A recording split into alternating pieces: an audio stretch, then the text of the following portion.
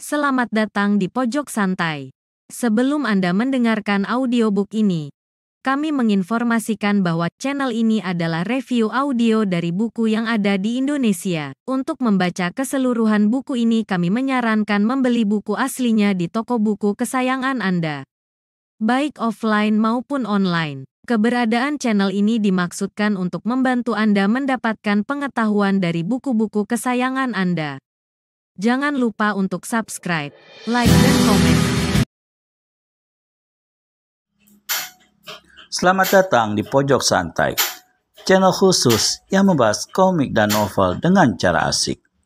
Nyoman Dwipa, kekasih dari Nyi Ayu Tantri, berhadap-hadapan dengan Cokoda Gede Jantra. Siapakah yang akan menang? Yuk langsung saja disimak video berikut ini.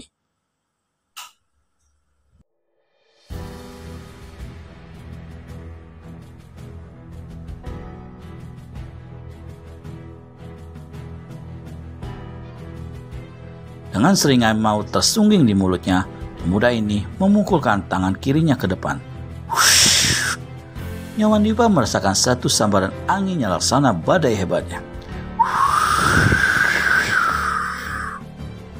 Bagaimanapun dia berusaha untuk tidak tersapu angin dahsyat itu, tapi sia-sia belaka. Tubuhnya mencelat mental sampai 6 tombak, untuk kemudian jatuh ke dalam jurang, diiringi suara kemudang tertawa Cokoda Gede Jantra. Dalam tubuhnya, melayang jatuh ke jurang batu itu, Nyoman Dwipa pada mulanya memang merasa ngeri sekali. Siapa yang tak akan ngeri menemui ajal, apalagi mengetahui bahwa ajalnya akan sampai begitu tubuhnya menghantam batu-batu cadas besar di dasar jurang. Namun, bila dia ingat bahwa kematian yang bakal dihadapinya itu adalah kematian secara jantan, ditabahkan hatinya.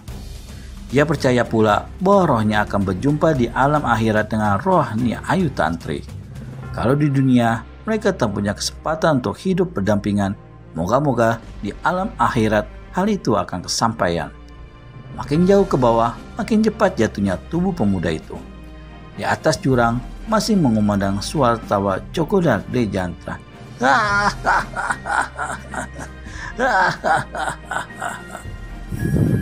Betapapun tabahnya hati Nyoman Dwipa, namun ketika sekilas matanya memandang ke bawah jurang, pada batu-batu besar yang cuma tinggal beberapa tombak lagi untuk menghancurkan kepala dan tulang-tulang di tubuhnya, Nyoman Dwipa jatuh pingsan. Tapi dalam kehidupan ini, kerap kali kita dihadapkan pada kenyataan-kenyataan bahwa sebelum ajal berpantang mati. Hal itu pula yang terjadi dengan diri Nyoman Dwipa. Sewaktu tubuh pemuda itu hanya tinggal 6 tombak saja lagi dari permukaan sebuah batu cadas yang sangat besar, berkelebatlah satu bayangan putih yang dibarengi dengan suara seruan. Dewa Agung!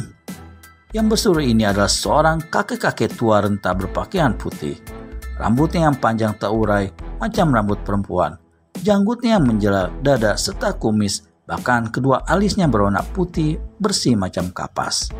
Meski umurnya sudah lebih dari 70 tahun, tapi kakek-kakek ini memiliki tubuh yang masih kekar dan kegesitan yang luar biasa. Sewaktu dia melihat sesosok tubuh melayang jatuh ke dalam jurang, kejutnya bukan alang kepalang. Dia tidak tahu apakah manusia yang jatuh itu masih hidup atau sudah mati.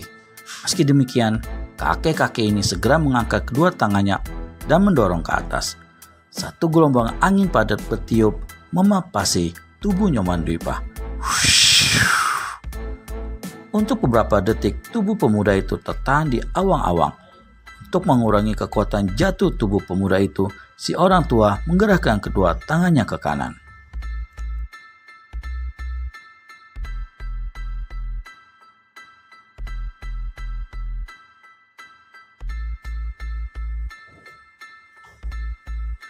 Tubuh Nyoman Dwipa terpelanting ke kanan, lalu didorong lagi ke atas, dan ketika jatuh kembali ke bawah, orang tua itu menyambutnya dengan kedua tangan. Sungguh luar biasa apa yang dilakukan orang tua ini. Tubuh Nyoman Dwipa dipanggul di atas bahu kanan, dan sekali berkelebat, orang tua itu sudah lenyap dari pemandangan. Si orang tua membawa Nyoman Dwipa ke dalam sebuah goa batu, dan setelah diperiksa, ternyata pemuda itu masih bernafas. Kakek-kakek ini mengurut dada dan kening Nyoman Dwipa beberapa kali hingga akhirnya pemuda itu sadar dari pingsannya. Setelah membuka kedua matanya, Nyoman Dwipa kemudian memandang berkeliling. Sekelilingnya ruangan batu yang bersih. Apakah aku sudah berada di alam baka? Pikir pemuda ini. Tapi bila matanya membentur tubuh dan para seorang tua berpakaian putih-putih, berkumis dan berjanggut putih, heranlah pemuda ini. Orang tua itu duduk di sebuah batu bundar di tengah ruangan. Kedua telapak tangannya saling dirapatkan di muka dada, sedang kedua matanya terpejam. Nyatalah orang tua ini tengah bersemedi.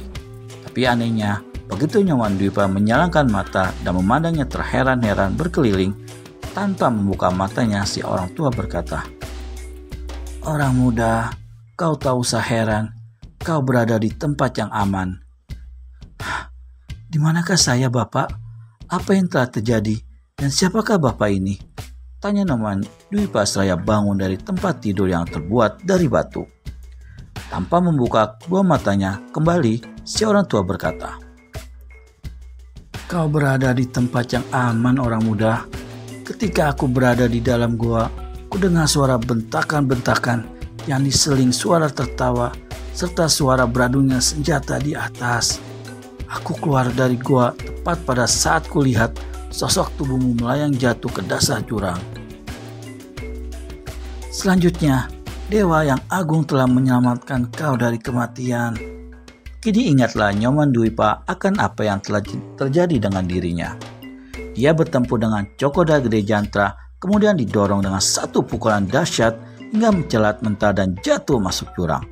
Dari ucapan si orang tua berambut putih, meski dia tadi mengatakan bahwa Dewa yang agunglah yang telah menyelamatkan jiwanya, tapi Nyoman Dwipa sadar bahwa orang tua inilah yang telah menolongnya dari renggutan maut. Segera Nyoman Dwipa turun dari tempat tidur batu, melangkah ke hadapan kakek-kakek itu dan berlutut seraya berkata, "Orang tua, aku Nyoman Dwipa mengaturkan terima kasih yang tak terhingga atas budi pertolonganmu. Semoga aku kelak bisa membalas hutang nyawa ini dan semoga Dewa Agung merahmatimu. Sudilah kau memberitahu namamu agar sewaktu-waktu aku tidak sukar mencarimu." Si orang tua tertawa dan menjawab, "Apalah artinya nama? Kita dilahirkan tanpa nama. Apa gunanya menyebut-nyebut segala hutang nyawa, karena memang kita manusia ditugaskan yang kuasa untuk menolong sesama manusia. Orang muda, cobalah kau terangkan apa yang telah terjadi atas dirimu hingga kau jatuh dari tepi jurang." Nyoman Dwipa lalu menuturkan pertempurannya dengan Cokoda Gede Jantra. Bahkan diterangkannya juga pangkal sebab pertempuran itu, termasuk kematian Ikrambangan dan 4 orang penduduk Klungkung. Si orang tua menghela napas dalam dan untuk pertama kalinya dia membuka kedua matanya. Mata itu sipit sekali, macam mata orang Tiongkok, tapi menyorotkan sinar yang tajam penuh wibawa. Cinta itu pada dasarnya adalah sesuatu yang suci, tapi nafsu selalu membuatnya menjadi hal yang kotor. Seringkali manusia buta karena cinta, karena kecantikan paras perempuan. Kalau sudah begitu, segala sesuatu yang keji dan kotor bisa terjadi. Hingga tidaklah aneh lagi kalau manusia tega manusia lain, bahkan saudara kandungnya sendiri, hanya karena cinta. Nyoman Dwipa terpangu diam beberapa lamanya. Kemudian katanya, "Orang tua, beritahulah namamu. Sebelum meninggalkan tempat ini, kuharap kau suka memberi petunjuk-petunjuk padaku." "Kau hendak pergi dan kemudian melampiaskan lagi sakit hati dendam kesumatmu itu, Nyoman?" "Benar, orang tua," jawab Nyoman Dwipa terus terang. "Kau tak akan kuat menghadapi Cokoda Gede Jantra," kata kakek-kakek itu pula secara terus terang. "Buktinya, pukulan tangan kosongnya saja sanggup mengirimkan kau ke liang maut. Jika saja Dewa Agung tidak menghendaki agar kau tetap hidup, kau mungkin tidak tahu siapa adanya Cokoda Gede Jantra. Dia salah seorang murid Sora Blumbung, orang tua sakti yang diam di puncak Gunung Agung." Terkejutlah Nyoman Dwipa mendengar keterangan itu. Pantas saja dia tak sanggup melawan Cokoda Gede Jantra. Maka kalau diteruskannya niat untuk membalas dendam dengan tingkat kepandaian yang jauh lebih rendah, pastilah akan sia-sia belaka. Dan diam-diam pemuda ini mengeluh dalam hati.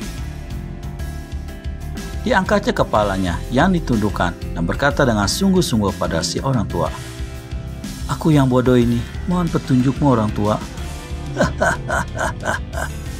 Kakek-kakek itu tertawa. Sampai saat itu, Nyoman Dwipa tidak tahu dengan siapa sesungguhnya dia berhadapan.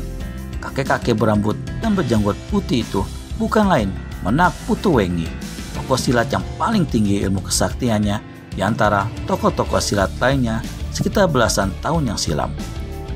Bagaimana selanjutnya? Apa yang akan terjadi di antara Nyoman Dwipa dengan Menak Putuwengi?